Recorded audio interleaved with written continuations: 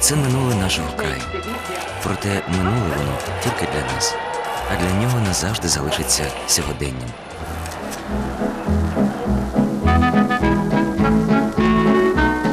Піонерія країни готується до свята. Невтомні загони впорядковують і прикрашують вулиці та площі міст і сіл, закладають нові парки, сквери.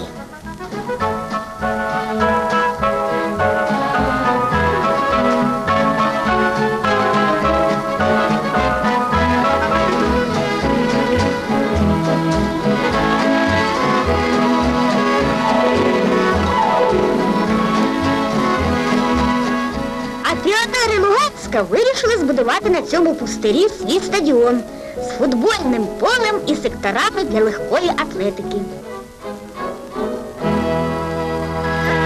З таких коротких хвилин життя Донбасу і складалася його історія в ХХ сторіччі.